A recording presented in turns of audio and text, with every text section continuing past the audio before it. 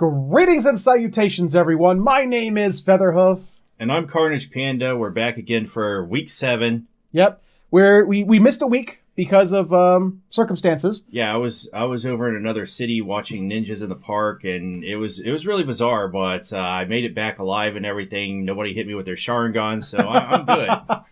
So we're back. We got a 2-episode roundup to do for each anime.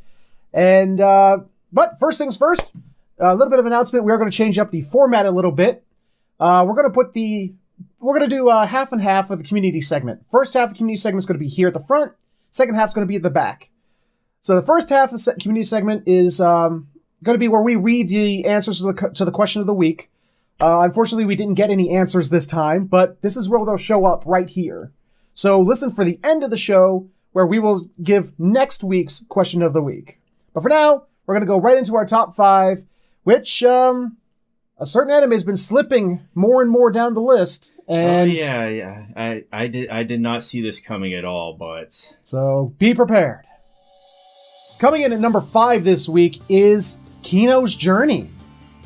I per his request, I'm taking the reins on this one because he said he would do nothing but bash it. I have nothing positive to say about it this week. Okay, so we had In the Clouds and was it Historic Country? Both episodes had nothing to do with Kino. Absolutely nothing. Nothing at all. Kino is there in the Clouds for 2 minutes tops. Kino's there to go.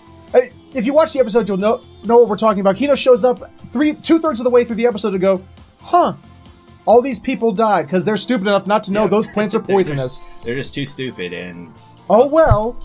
Just nothing to do with Kino, and it was about some slave girl, and she's the only survivor of this caravan who killed themselves eating poisonous plants by accident. Yes. The end. So I thought this might have been a lead into like Kino's past or something. Yeah. That the little girl that they were talking about here was the slave girl, was Kino, and she like found Hermes. Yeah. I thought this was going to be the lead-in, but it was about not at all. It's about some chick named Photo, who actually she had no name until like the last 2 seconds of the anime.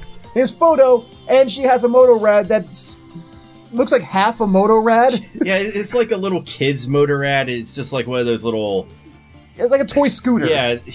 And that's the episode. Literally, there's nothing profound about it. There's nothing. It's just about a girl who survived a caravan of assholes. Yeah, continuing the great trend of assholes in Quinos Journey. It took way too long for these guys to die, too. I agree, because they were awful, awful human beings. The little boy was like, "Daddy, can I buy the slave off of you so that I can become a man by killing her?" Yeah, it's just... What? What? And he's like, I'm thinking, yeah, the father's gonna be like, there's no way I'm turning my property over to you so that you can just fuck it up like that. But he just looks at him and he's like, sure, little Featherhoof, I'll just let you kill this girl. That is the manliest thing I have ever heard. Go for it. He's already even paraphrasing. That's basically what he said. And then they die. And then Kino shows up to go, those people died. And then cut to the girl 30 years later where she's like an adult now, and she takes people's photographs, so they call her Photo. End of episode. And then it's like, really? Yeah, and then the next episode, Historical Country. Historical Country is like Kino and Hermes in a lot of still frames, by the way.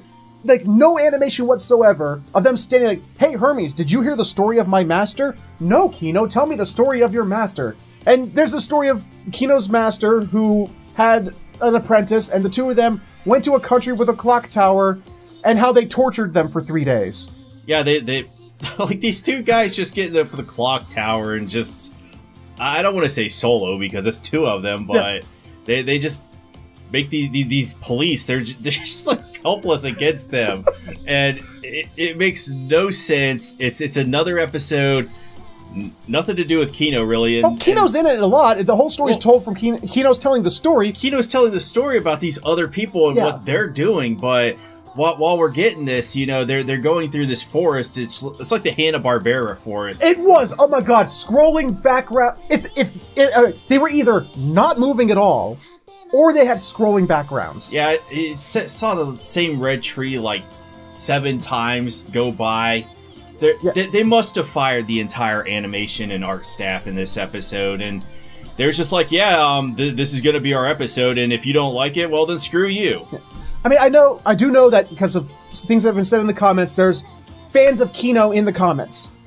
I never watched the original Kino. Did you watch the original Kino? I have not watched the original Kino. We are at this point. We are judging it based solely on what they're presenting us here. What we're presented here is, okay, so there's a Mass Effect character I built about some guy made a comment that he plays Vanguards like a train that's full of explosives that's on fire that has derailed into a gas station.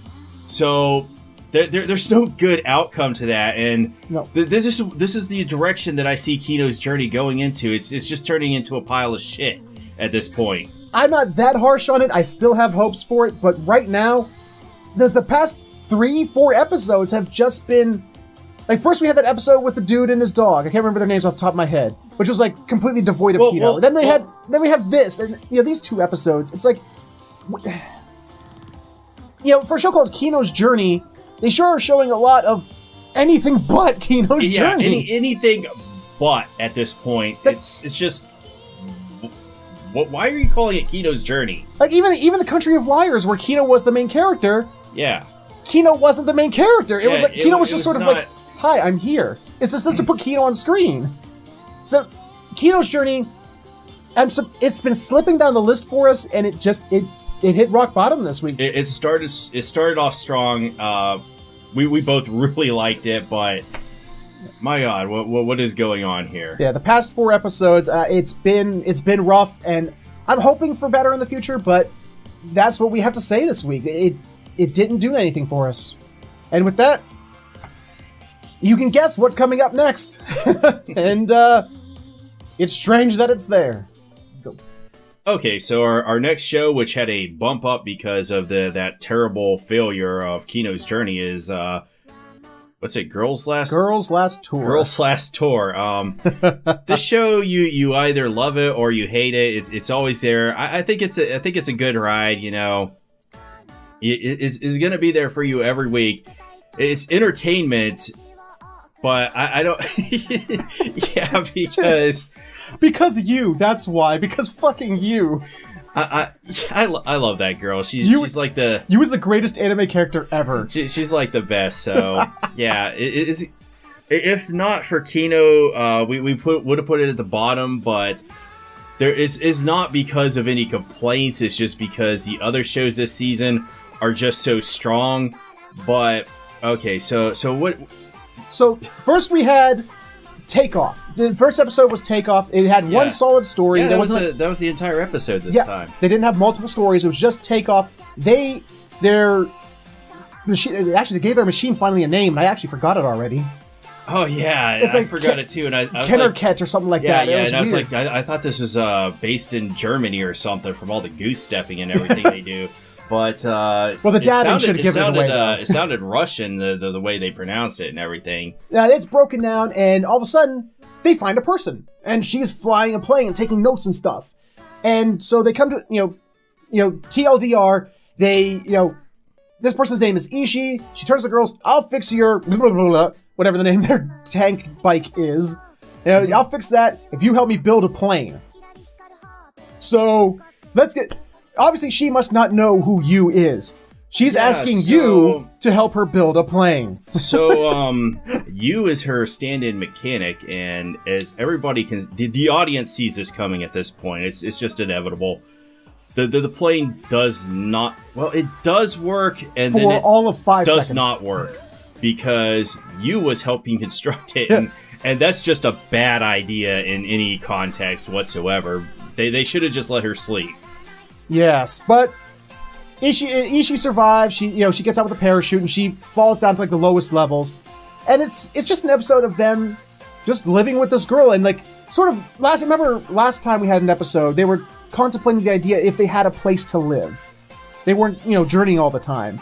It sort of expounds upon that and how Ishii's talking about how where she's living is dying. Where she is dying. There's nothing left for her there. The food stores are running out, even though she has a ration making thing. It's dead. So she needs the plane. She needs to get out. And the whole theme of the episode is hopelessness.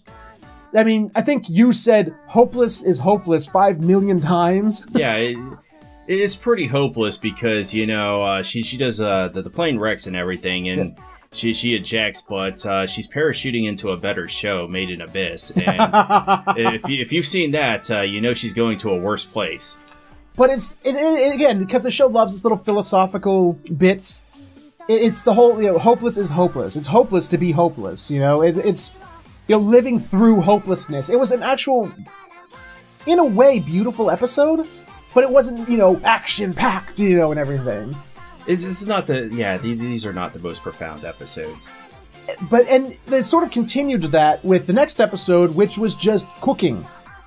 Yeah. And they basically stumble upon, after this comedic interlude with Chi's fear of heights, which I can relate to.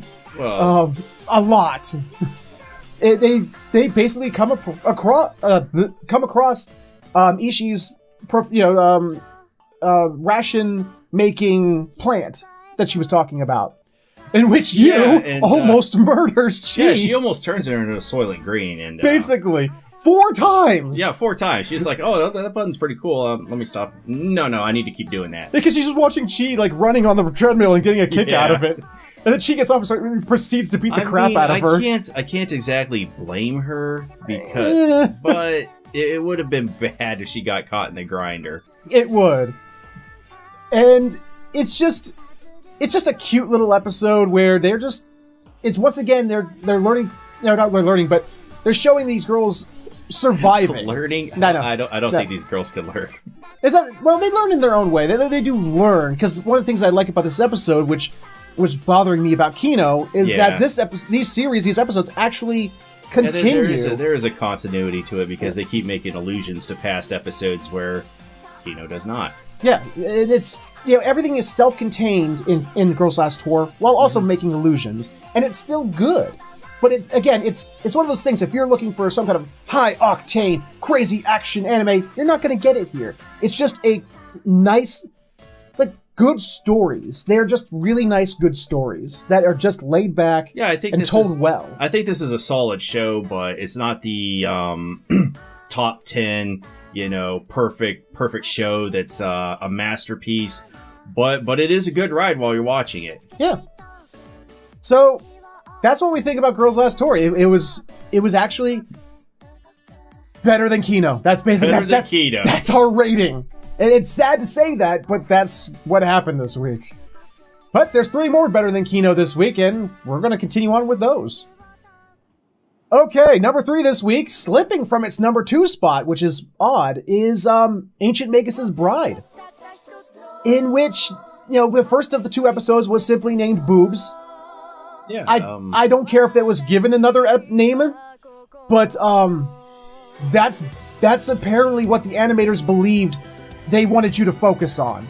Yeah, so there's a stark contrast between they introduced the Fairy Queen in this episode. I don't care about him. He wasn't Spriggan. Spriggan was pretty cool. I like the character design of that guy. He kind of, I mean, you're probably gonna say no, but he kind of reminds me of Cubone, but way more awesome.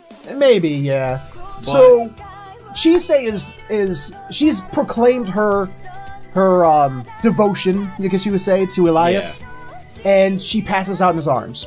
He lays her at the base of a tree to recuperate, and she's visited by Boobs. I mean, the queen of the fairies. Yeah, the queen of the fairies. The queen of the boobs. I mean, the boob of the fairies. I mean, incredibly stacked.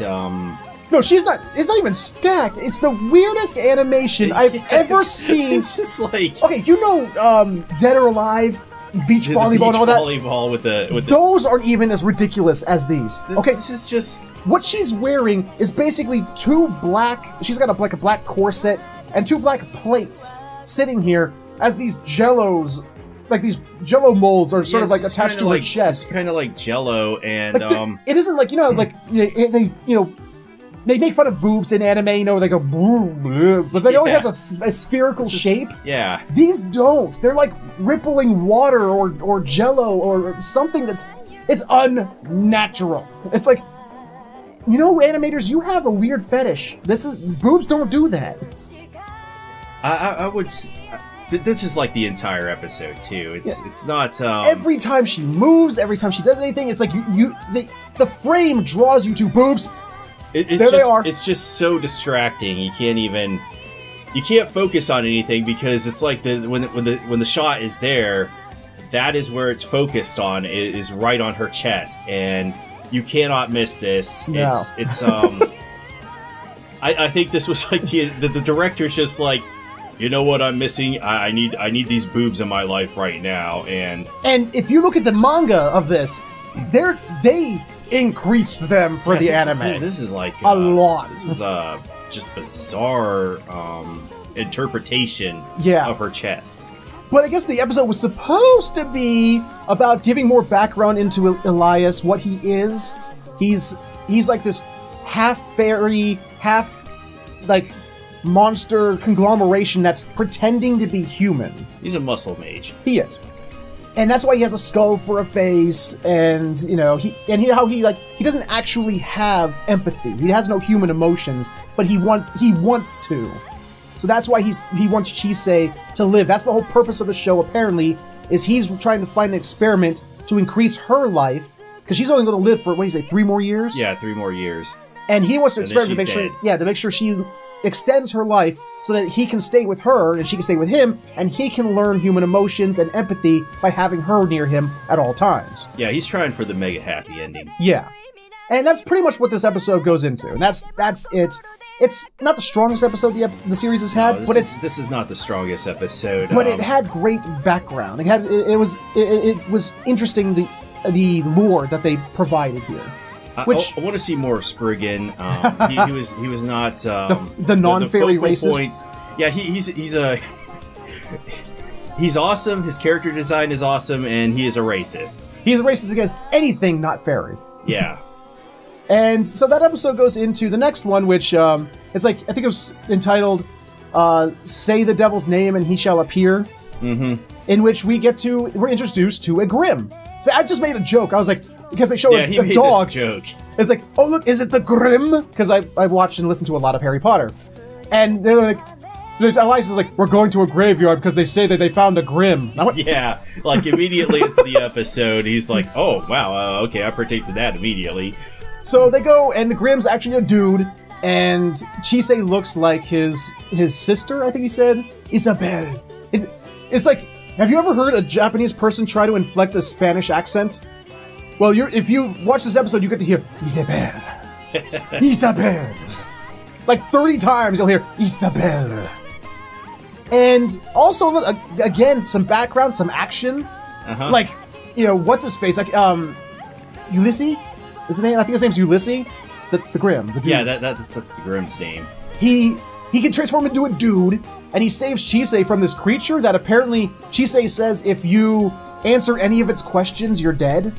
Yeah, I'm not sure what the mythology on this thing is. They don't even say what it is. No. So I think we're gonna probably have to look that up or forget about it. We don't even need to remember it because Ulysses one hit KOs it. Yeah. So I've been joking with Featherhoof here about the size of the characters in this show means, you know, that they're more powerful. So the smaller you get, like with Tim the cat.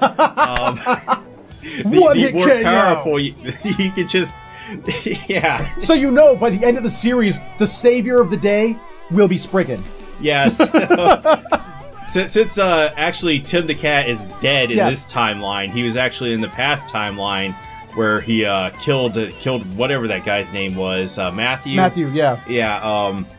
Since he's gone, we have to rely on our savior Spriggan.